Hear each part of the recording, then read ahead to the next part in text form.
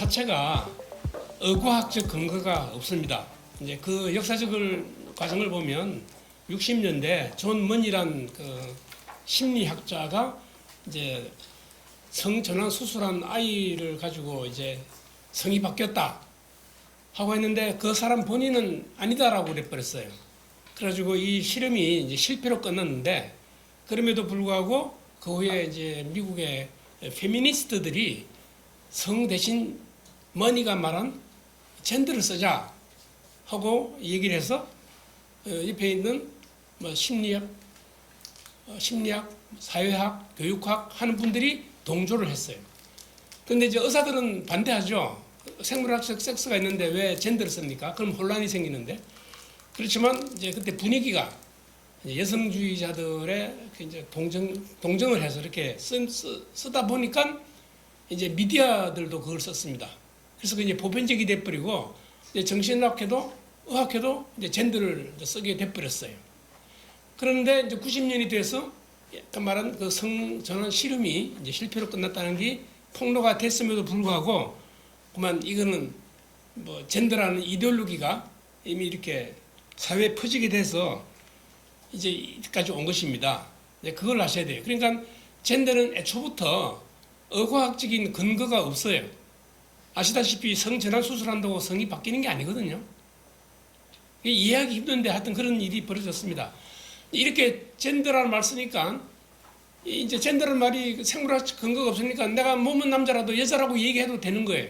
생물학적 근거를 따질 필요가 없으니까. 그래서 이제 젠더라는 말 쓰면서 이제 이 트랜스젠더라는 말을 만든 사람들이 자기들은 젠더로서 하나의 당당한 젠더인데 이제 그렇지 않은 사람은 시스젠더라고 부르자는 식으로 말을 만들었죠. 말을 자꾸 새로 만들어내는 거죠. 그래서 시스젠더나 트랜스젠더는 인위적인 겁니다. 인위적인 것이기 때문에 과학적 근거가 없다라고 말씀할 수 있어요.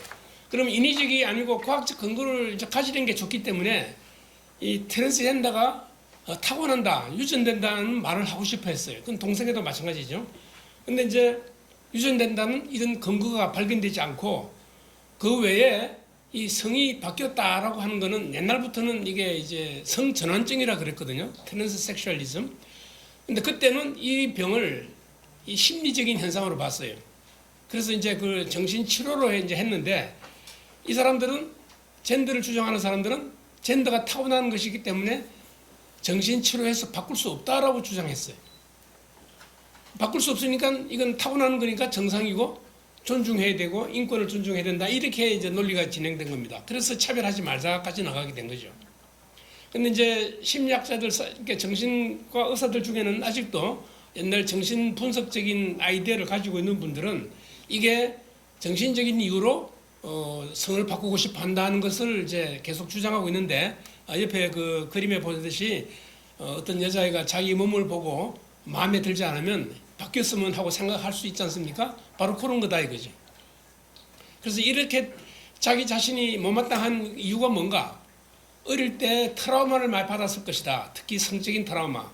이제 그것 때문에 그럴 것이다 하는데 이걸 이제 종합적으로 적대적 소화기 경험이라고 그래요. 적대적 소화기 경험을 한 사람들은 커서 자기 자신의 그 몸, 그 성, 정체성에 대해서 혼란을 가집니다. 근데 이제 이렇게 트랜스젠더가 이렇게 등장하니까 인권 차원에서 뭐 동성애 인정해 주듯이 트랜스젠더도 인권을 존중하자 해서 그런 의미의 이제 이데올로기가 이제 생겨난 겁니다. 그래서 모든 차별 금지의 하나로서 젠더 이데올로기가 나왔어요. 그래서 모든 젠더는 다 평등하고 다양하지만 평등하고 그래서 포용해야 된다. 여기 젠더 들어가는 데는 뭐 시스젠더는 말할 것도 없고 트랜스젠더, 젠더퀴어, 간성, 인터섹스, 제3의 젠더. 그리고 요즘 와서는 이 젠더 이데올로기에 성적으로 차별하지 말자는 의미에서 이제 이 동성애자의 정체성을 가진 사람도 차별하지 말자 이렇게 되고 이제 여성은 말할 것도 없고 특히 이제 레디컬 페미니즘이 이제 특세하다 보니까 여기서부터 이제 성적 자기 결정권을 가지고 말을 할 때 이것도 존중해 줘야 된다.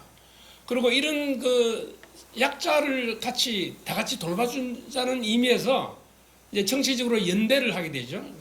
아시다시피 폴리티컬 커렉트니스, 블랙 라이프 매터스, 워키즘 이런 거하고 같이 이제 전체적으로 한 그룹이 되는 거예요. 그러니까 이제 이게 전체적으로 이렇게 마크시즘에 이제 그 기초하고 있다. 그리고 이제 이 오리지널이 이게 정신 분석적인 기여도 있고 사회 비평 이론도 있고 60년대 성혁명이 있었고 뭐 이런 식으로 해가지고 이 이제 사상이 논리적으로 구성되어 왔었어요. 그러니까 나름대로 논리가 있습니다. 들어보면 이렇게 설득이 될 만한데 가장 기본적인 거 의과학적인 근거가 없어요. 생물학적 근거, 자연 근거가 없어요. 자연이라는 데서 위배된다는 거죠. 그래서 이제 지금 우리가 관심 있는 게 차별금지법인데 이 차별금지법은 젠더를 주류화하는 그런 운동에서 나왔고 이것이 구체적으로 욕자카르타 프린시플이라는 게 있습니다. 그리고 이것이 이제 정치적으로 나오는 게 이제 정체성 정치, 아이덴티티 폴리틱, 섹스 폴리틱이라는 것으로 지금 나와서 지금 우리나라에도 지금 이게 들어와 있는 셈이죠. 정체성 정치, 성정치, 뭐 낙태를 찬성하고 하는 게 다 이게 성정치에 해당해요. 여성의 성적 자기결정권을 인정해주는 그런 거니까요. 그래서 이제 이 배경은 성혁명에 대한 걸 좀 아셔야 되는데 시간이 이제 13분이니까 이거는 넘어가겠습니다. 여기 이제 성혁명이 결국은 이제 이런 일을 촉발시킨 원인이 프리 섹스. 프리 섹스니까 이제 뭐 동성간의 섹스도 프리. 동성애자들 존중하라. 이렇게 됐죠. 그 다음에 이제 트랜스젠더도 같이 이제 끼어들었고요. 이제 이 사회의 이제 분위기를 바꾼 게 젊은 사람들입니다. 68년도 학생들이 이제 그 권위주의자들에게 권위에 대해 반항하면서 이제 교회에 반항했죠. 그래서 이제 교회가 가르치는 거 성윤리를 거부하고 프리 섹스, 일부 일처제 외 바깥의 섹스도 즐기자 뭐 그런 것이. 이제 에이즈가 나타나서 이제 주춤했는데 요거까지 이제 설명하려면 이제 이게 중요하다는 걸 아셔야 됩니다. 이제 그 젠더 이론에 대한 이게 비평을 할 수 있어야 되는데 이 젠더 이론이 굉장히 교묘하고 아주 로직하고 컨닝해요. 그래서 듣다 보면 뭐 그럴듯한데 이제 핵심은 자연 생물학이죠. 그게 근거가 없습니다. 그러니까 이제 결국은 생물학적, 과학적 근거가 없으니까 우기는 게 머리로 우리 생각으로 하겠다는 거 아닙니까? 인위적인 거죠. 이데올로기적인 것입니다. 그러니까 그 이데올로기의 근거가 이제 마크시즘이라는 말씀입니다. 근데 이제 반대가 역시 누가 있느냐? 의사들이 하는 거죠. 이제 머니가 그 성전환 수술했던 그 병원이 존 홉킨스 대학인데 그게 정신과 과장님이 이제 폴 맥큐입니다.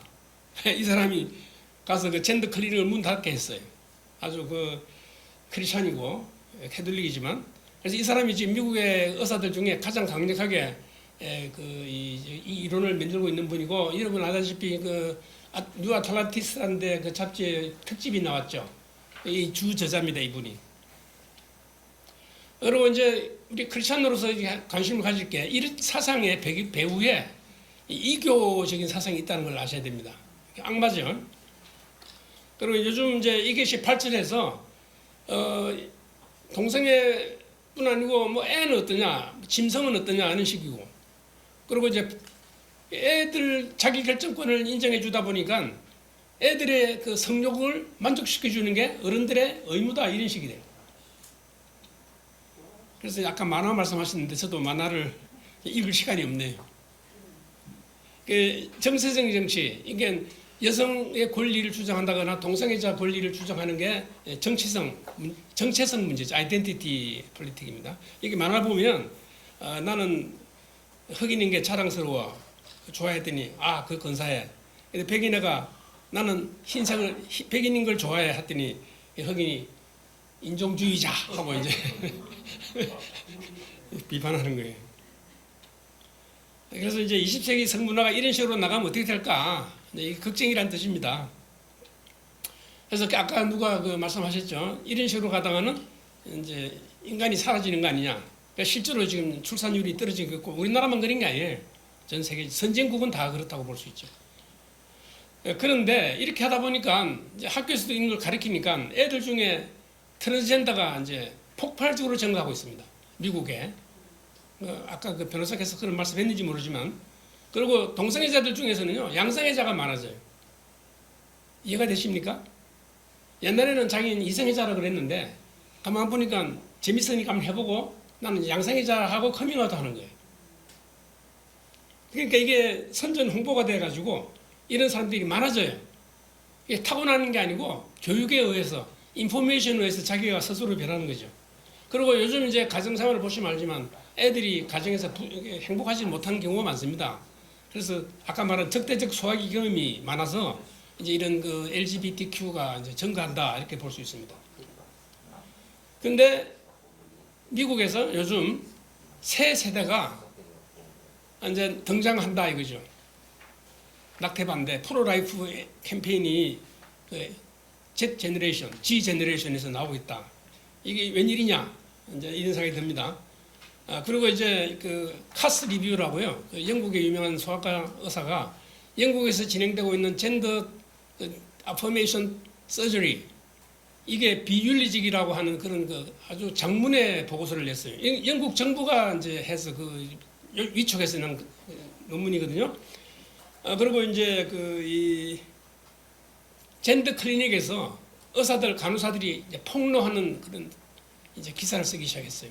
비윤리적이다. 그래서 소아들에게 소아 청소년에게 이제 최소한도 성 전환 수술하는 것은 비윤리적이다 하는 콘센서스가 이렇게 지금 퍼지고 있습니다. 이게 이제 우리로서는 희망적인 거예요.